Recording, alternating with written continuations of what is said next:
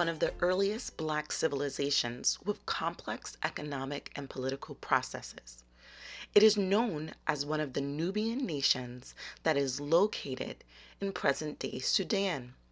Some historians believe that around 3100 BCE, the Nubian nation derived its power from trade.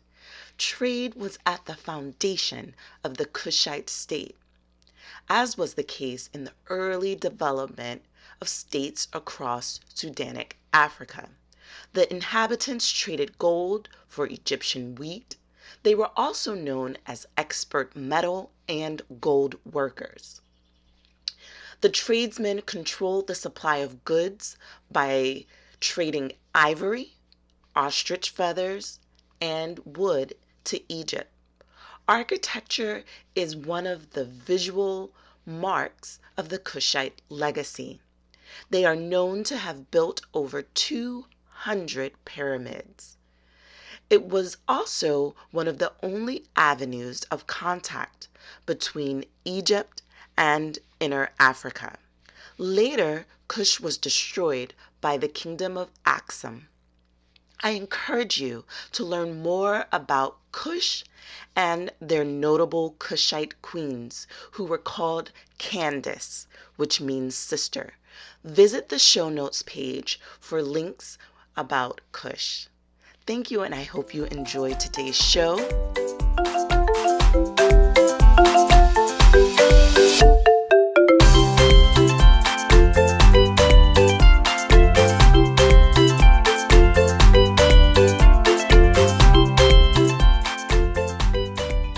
Pamoja.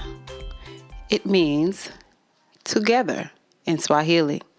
Together, we go further. When we work together toward a common goal, we are able to use each individual's unique strengths and ideas to create a more complete and synergistic solution. Whether it be in family, business, or friendships, community and working together matters.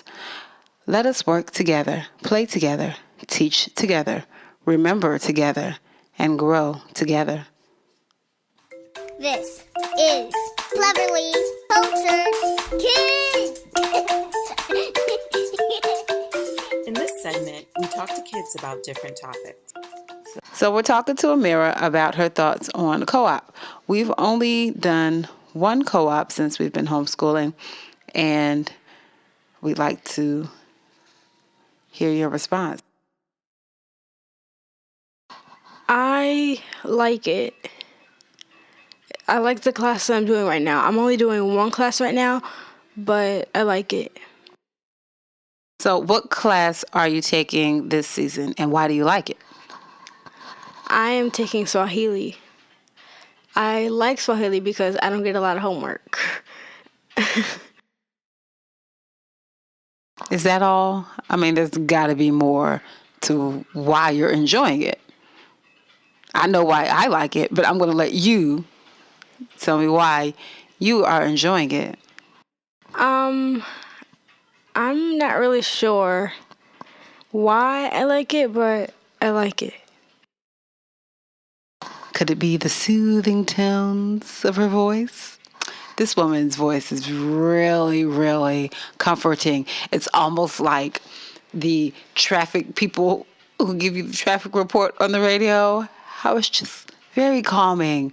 And the cadence and the rhythm within her voice and the fluctuations. Oh, I think it's beautiful. You're not sure why you like the co-op. Okay, so beyond this one particular class, what are your feelings about attending the co-op in general? Because this is our second season with the co-op. Just trying to get your thoughts on your experience with the co-op so far. Is there anything that you really like about it? It doesn't necessarily have to be about the classes you've taken, but is there anything that you really like about it or things that you don't care so much about? How do you like interacting with some of the young people, the adults? One thing that I actually really don't like, even though I don't drive, is the parking. There's so little parking. If there's no space in like the parking area where like other people can park, then you have to park on the street, which is not good for us. About the co-op itself, the classes, the people, the instructors, what say you? I like how they call everybody family. So do you look forward to going to co-op every week? What are the positives, the plus sides? You already gave me the negative, the parking situation. I don't think it's that bad, but it could be better. But everywhere doesn't have ample parking lot space. It's okay. At least we don't have to pay the meters because they don't enforce that. So that's a bonus. That's true. But yes, I do look forward to going to co-op every week. If you were giving it a rating on a 5-star scale, how would you rate your co-op? Is there anything that you would like to see happen differently? No, I think I'd give it like a 4-star rating. Okay, well, we have not yet taken advantage of any of the field trips. I did, but Amira wasn't here that weekend, and so she didn't come with me to the Egypt on the Potomac tour with Anthony Browder. That was amazing. But our co-op has lots and lots of resources for all kinds of activities and outings. I'm trying to be more proactive in taking you all out of the house to do more activities because I know you all like that. Well, how do you feel about that? Love that.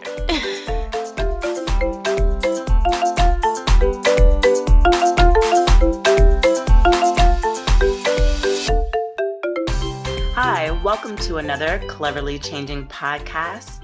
We are looking forward to today's topic. It is another homeschool inspired conversation. We're going to be talking about co-ops. So if you've been wondering what co-ops are as it relates to homeschool communities, today is the day to tune in and listen to our conversation. So you are talking to Elle and Here I am. And we're going to give you a quick conversation about how co-ops and tutorials and homeschool groups can really help provide support for families who want to homeschool. So we're going to just briefly define what a homeschool co-op is. There isn't really a definition that just really sums up everything. So basically, the way a homeschool co-op works is it's a group of people who meet together, and they can meet together for field trips, they can meet together for exercising, they can meet together for classes, for theater, for whatever area that they want to gather around for. And the parents are heavily involved in teaching the kids. So it could be that the parents rotate, maybe some teach the older kids and some occupy the younger kids. Co-ops work differently, but co-op in the very nature of the word means cooperation from the family units. Right. Is there something that you would add to that? No, that's what I was thinking. A co-op, think of the word cooperation. Everyone is cooperating to achieve the same goal, which is educating and nurturing the children.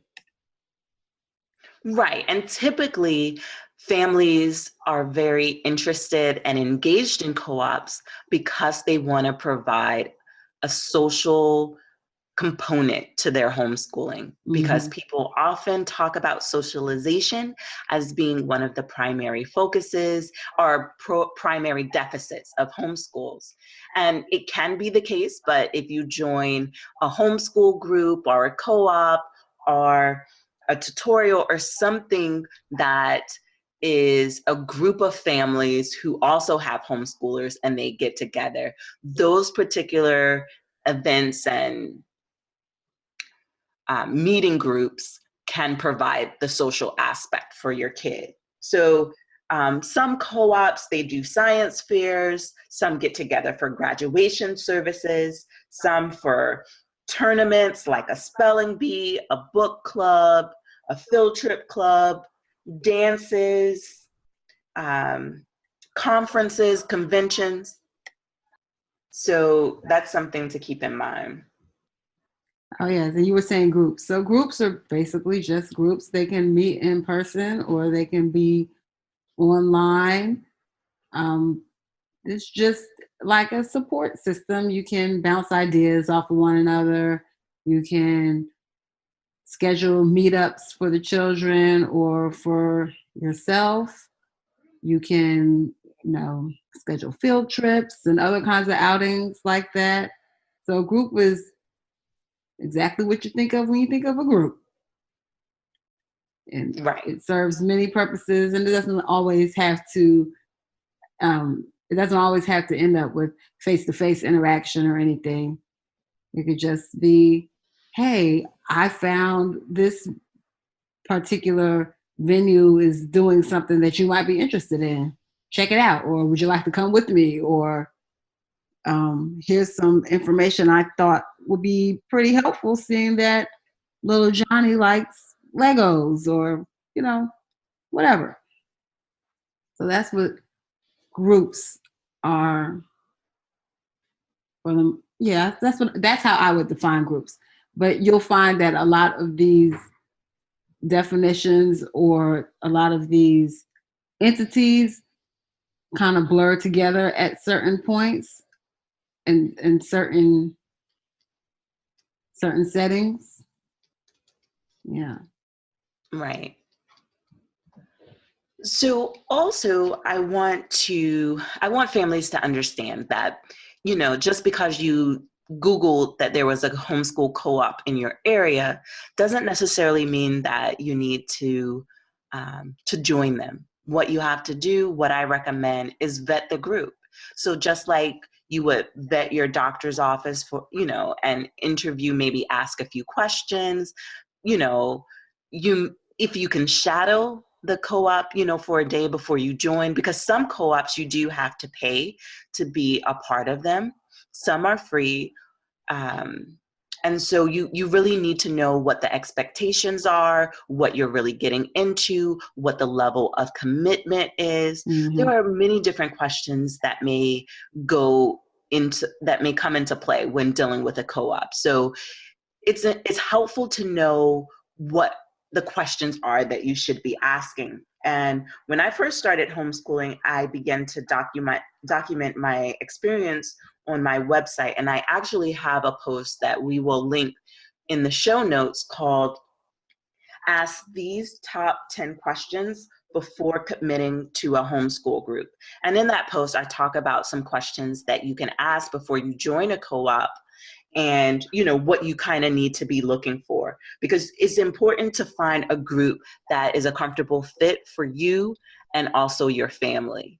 So you want to feel like it is a support group, and you want to feel like they are catering to your needs and the needs of your children. So co-ops can vary in their subject matter, so you really want to kind of explore and check out the ones in your area. So hopefully where you live, you'll have more than just one or two options. You'll have more to choose from so that you can find one that's a really good fit. Some people, not everybody who homeschools are Christians. So you may be adamant that you want a secular homeschool group.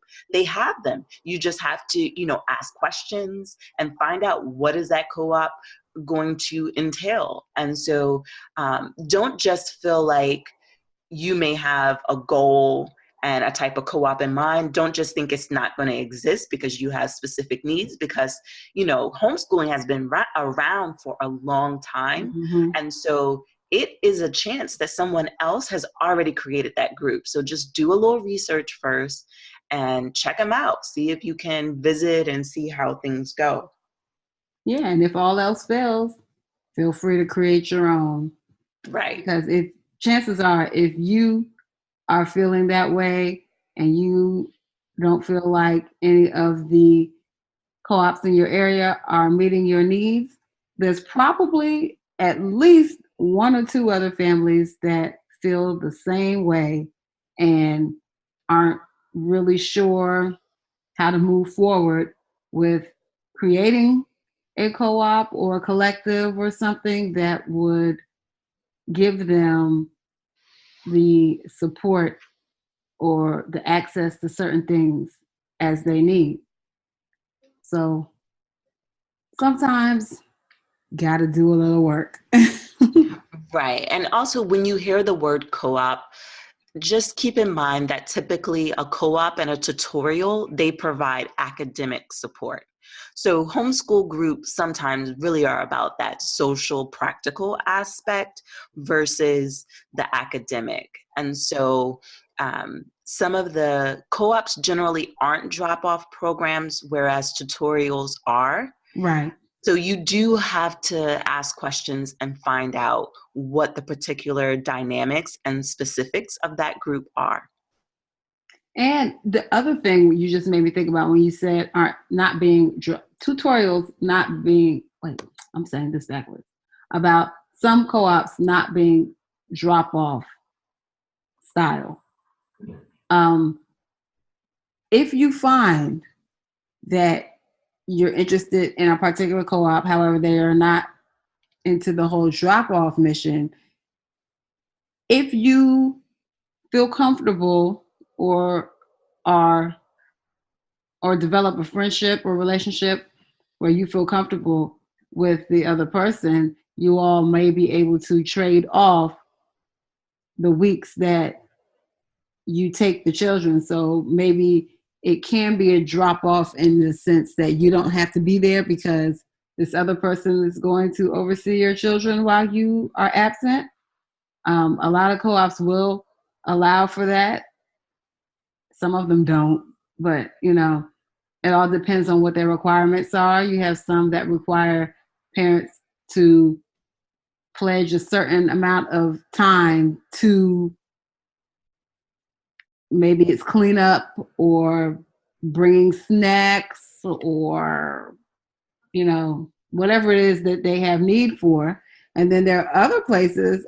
I saw one recently that if you are unable to give of your time, then they ask that you make a donation.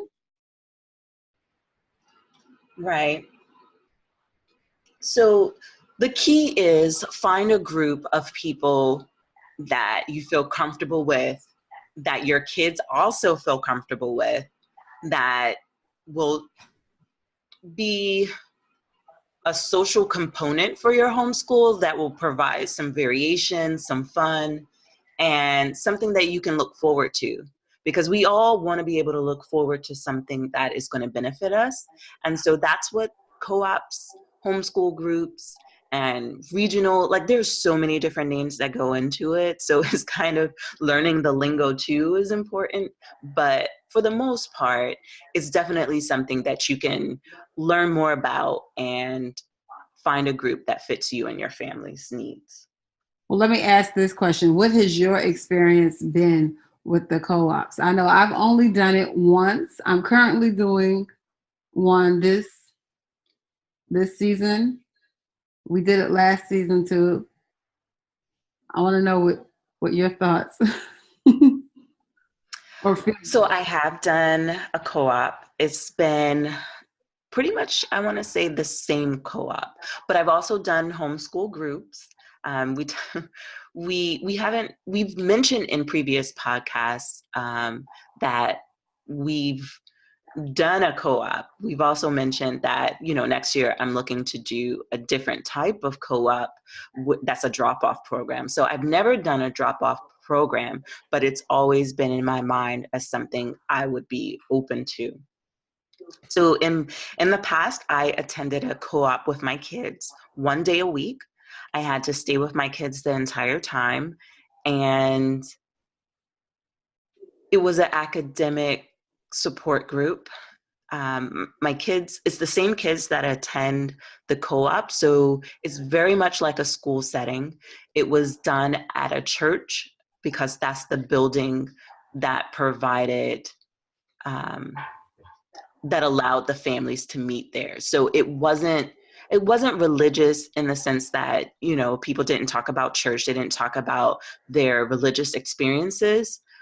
But and I so before, I think as a group, like if you got there in the morning, they would pray together. But I think that was the only thing that was, that really was religious.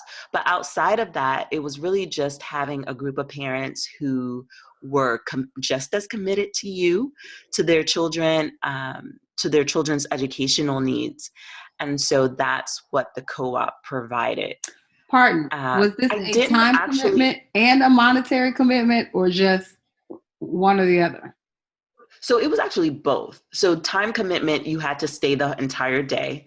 Uh, and also, I also was supposed to watch the younger kids sometimes. So I remember a couple times I had to watch them in the morning, and then a couple times I had to go to the nursery and help out.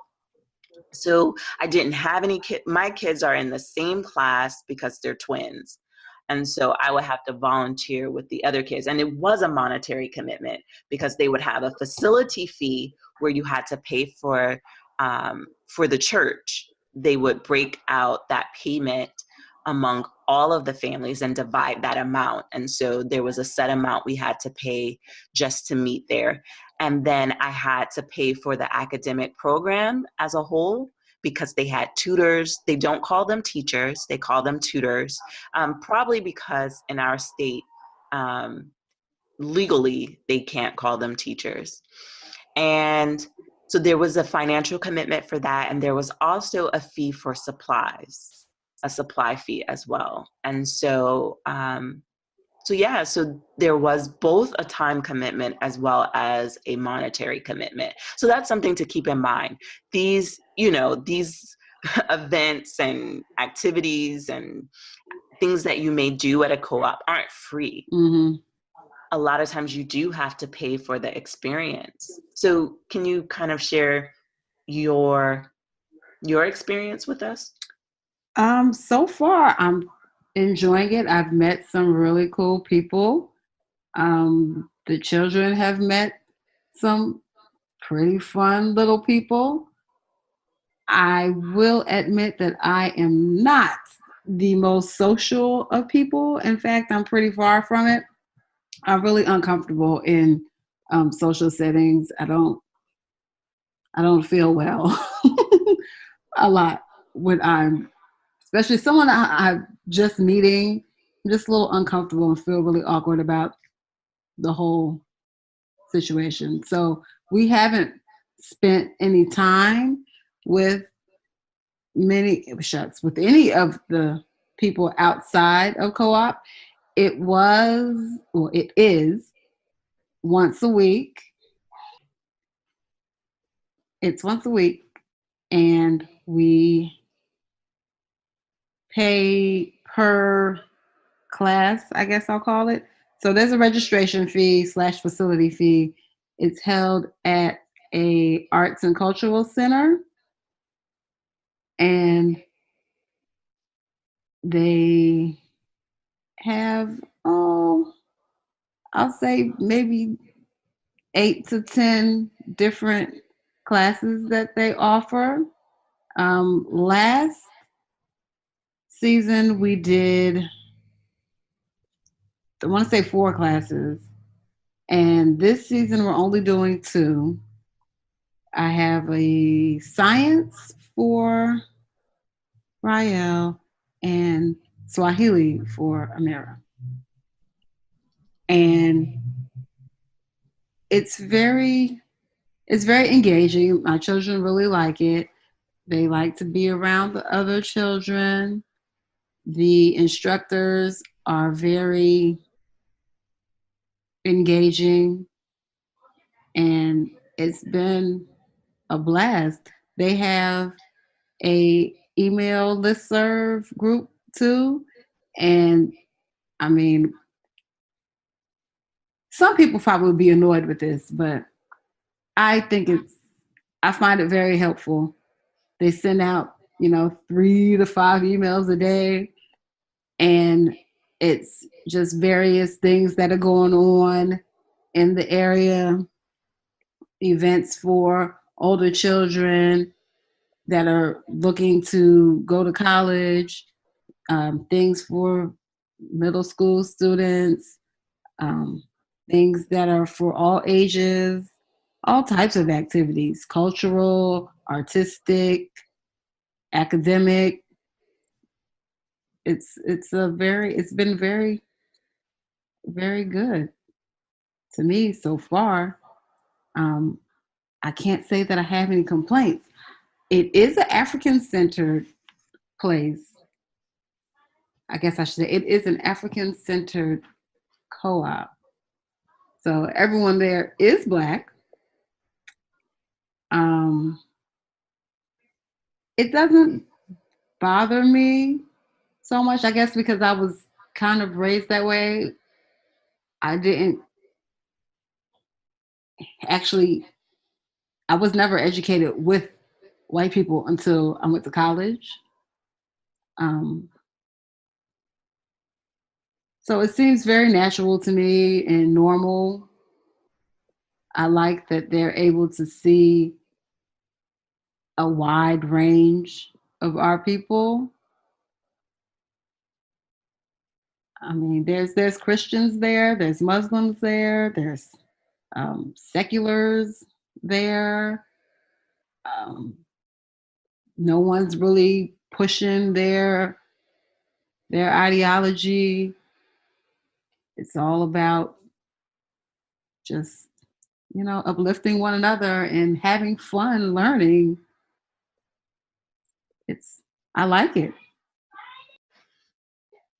Yeah, so that's our co-op experience so far. I like it. We have I've only gone on one of the field trips. I know that they did have something for some trips to the Kennedy Center. However, they were only allowing a certain number of adults to go, and it was for certain age groups. And so I decided to pass on that one, but I was really interested in that one. Um, all the parents are, they're really involved. So for myself, I go with all 4 of my children, and I have had nothing but pleasant experiences. Sometimes some parents will offer to hold on to one of the little boys, or will help Rael put together whatever the activity is that they're doing. So I could tend to one of the other boys. Um, I remember Paru used to always try to get in on one of the geography activities. And a lot of times, Mama Jessica would say, "Here, you can give this to him." And she would let him participate in the activity, even though technically he wasn't registered for the class, but she would let him, you know, paint the tree or color the picture or whatever the activity was. And I thought that was really special. And I was very appreciative of her including him, even though he was not a paid participant. Yeah. So that's sounds like you've been having a very positive experience, which is awesome. Yay. They like it. I'm glad that they like it. They're able to interact with other children. Um, even though I don't long for that social aspect like that. I know my oldest daughter really does. And so I'm glad that she's able to get that and to, you know, interact with other children her own age. Yeah. Right. So my experience has been more mixed. The co-op that I attended was more multicultural.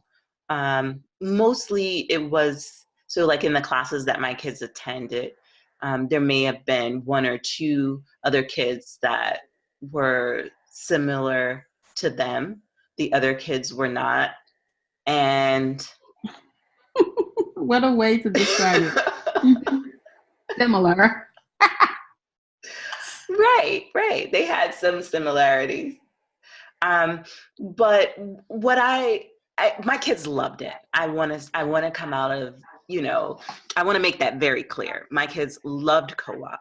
As their parent, I did not always feel comfortable. The other parents didn't talk to me often and weren't very inclusive. They would get together for their kids' birthday parties or for an event, and rarely were kids who weren't in the inner circle invited. And so I felt like it was very cliquish, and it wasn't an experience that I looked forward to. And I think it's important for your kids not only to be happy, but you as the parent should also be happy. So after that first year, I did not go back. So, and I specifically didn't go back because I did not feel like my presence was valued. And Hmm. I didn't like that feeling. And so, could I have made it work because my kids were happy? Yes, I could have. I actually went back the following, so I took a break. So 1 year we didn't do it. And then the next year I went back. I actually had a better experience the second time that I went to the co-op. It had changed considerably. I met more people, and I pretty much, I want to say I had a positive experience. Um, so would I do it again? Yes. And that's to say that sometimes co-ops evolve and they change. So some of the Mhm. people that were there that first time weren't there. And, my kids were in a different class. So it's important for the people that you're around and the people that you interact with to be comfortable with you as well as you feel comfortable with them. And so that's something that you have to work out. And it's something that is important to me as a mother. It's important to me in where I spend my money and where I spend my time. So as long as that's clear in my mind, to me, wherever I go, I'm going to make it a point to feel comfortable and feel like I have something to give as well as something to receive, because I feel like it should be a cyclical relationship and not just one-sided where somebody's doing all the giving or somebody's doing all the receiving. Mhm. Very good point. I'm glad it was better for you. I felt sad. I'm over here talking about having such a good old time in co-op, and you say I wasn't really feeling it. The kids loved it, but I was miserable. So I'm glad you were able to, try again and have much better results. Yeah. And I think that's what, adulthood is about. Sometimes if you don't like something, it's easy to shy away from it. But Mm-hmm. if why I went back is it's the closest co-op to me, and so I wanted to make it work because I knew that I wanted that level of expertise as far as the academics, and I wanted my kids to be around other kids. So it was important to me. The second year I did a homeschool group, so that's something that we didn't necessarily go into. We didn't really talk about that much, but I actually met a friend I met a lady at a homeschool event, and she took my number, I took her number, and then she was like, hey, why don't we meet up and teach each other's kids once a week? And that's what we did. We also met at a church, and we exchanged.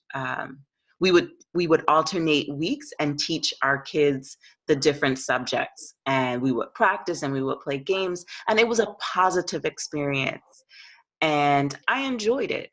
I enjoyed having that person as a friend and hearing about her homeschooling experience and being able to collaborate with her. I felt that we had similar personalities. I invited her to my house. She invited me to her house. And so it was a friendship that blossomed.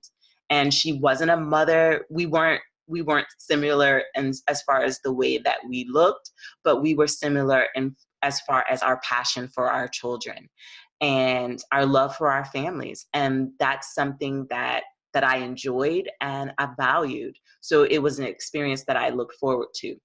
And I will say that the following year, she told me she was putting her kids in public school. So, I was a little bit sad because she was a friend that I had come to enjoy, and I looked forward to getting together with her. And so that also kind of played a part in me going back to the co-op because, I didn't have that sort of experience to go to. It had kind of changed since she was putting her kids in public school. And so it was kind of like a last resort. So when I went to the co-op again, I went with a different lens, with a different view, because I needed it, because I needed that sort of accountability, and I missed being around other families. As far as field trips are concerned, I like to do field trips on my own. I like to go on my own time. I really, really thoroughly enjoy museums. And so I don't like having to tailor my day to someone else's time. Because if I want to stay in one place and really read all the signs, I don't want to feel rushed with my experiences. And because my kids are like me, they also like to go to the museums and read the signs and explore and feel the freedom to get all the information, to ask questions without, feeling any sort of pressure. And so I personally I have a very different experience when it comes to museums and field trips. I like to do it on my own. Yeah, I think that's the better way to do it too, because you don't have that time crunch so Right. much. I can't wait until the younger ones get a little older and I can not feel the time crunch from them, because, man, they can kind of put a damper on some of the museum trips. Yeah. There's not enough snacks in the world when they don't want to be there, Right. when they're 3 years old.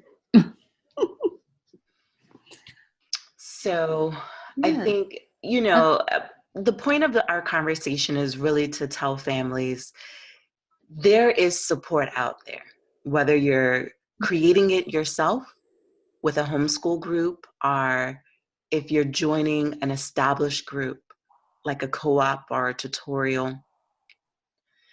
You just have to get out there and find out, ask other parents, what are you doing, and find people that you're comfortable with. I think, hearing Mm-hmm. your positive story about your co-op experience is beautiful. And I love it. I actually visited her co-op and I had an awesome time for the day. It was great. And I think that's the thing. Wherever you go, you need to feel comfortable and you need to be excited about it, because that's how we want our children to approach education. We don't want it to feel Yes. forced. And so if you are, as a parent, feel like you need a break, because some of us need some time away from our kids just for sanity purposes, that is okay. Mm-hmm. Don't feel like you Sure are is. alone. That's why drop off, that's one of the reasons why drop off Exactly. experiences are valued, because you can Yeah. have that. So look in your area. You may have to drive, because I'm hearing about families driving maybe an hour to go to some programs. So you may have to put Yes. in some time to get there, but if it's important to you, do what is important to you. There was a lady who was coming all the way from Manassas. So she was in traffic. We're talking about an hour and a half, 2 hour ride. So I mean, but she was getting what she needed. Her daughter was getting what she needed, and they were willing to, make that travel once a week.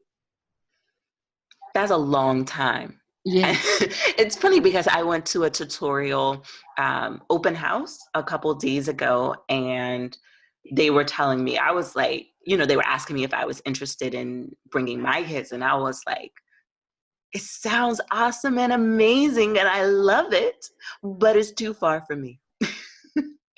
And I'm not afraid to be honest. I'm not driving an hour or 2 hours.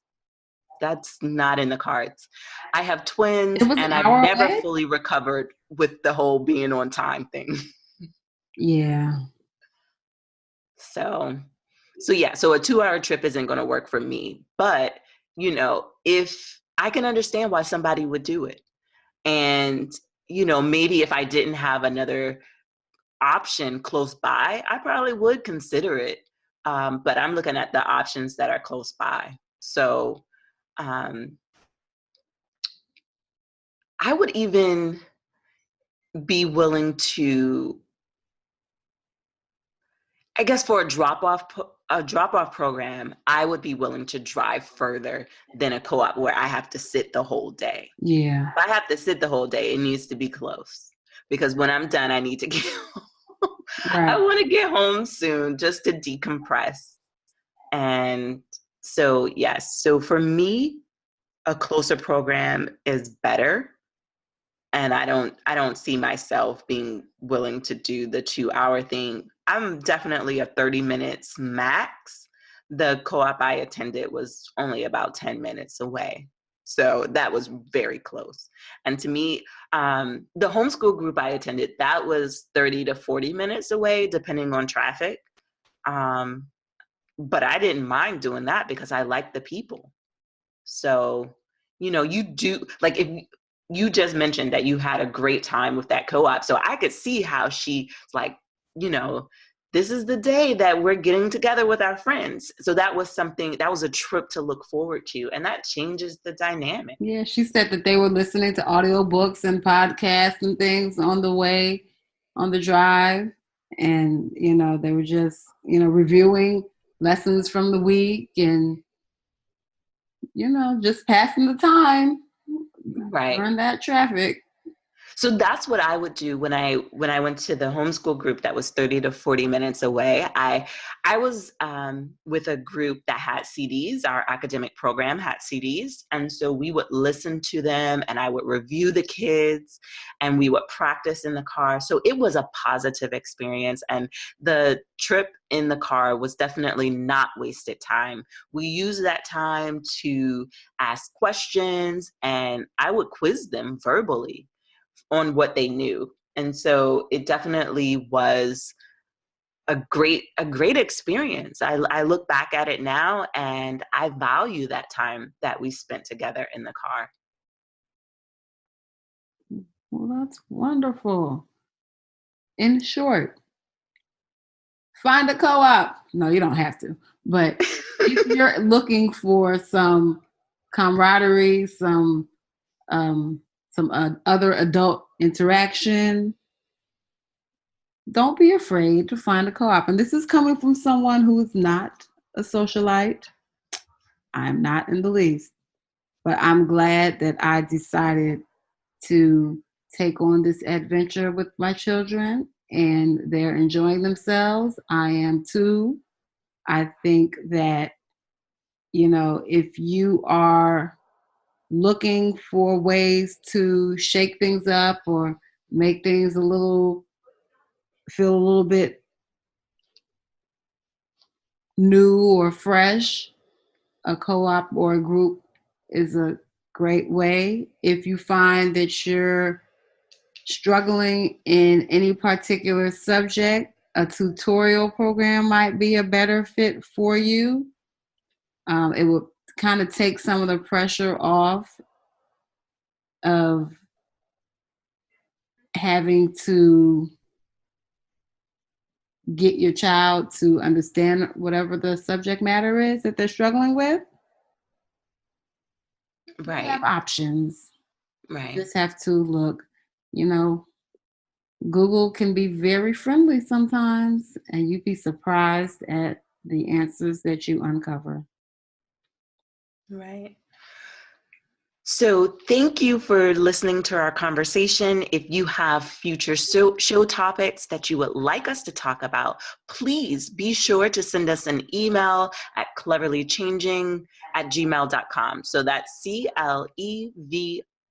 CLEVERLYCHANGING @gmail.com. Let us know what those topics are. And we look forward to talking to you in 2 weeks, because this podcast is bi-weekly. And you can listen to us on iTunes, Stitcher, Google Play, and other places where podcasts are played. So definitely follow us on SoundCloud too. So we look forward to having another conversation with you about homeschool soon. Bye.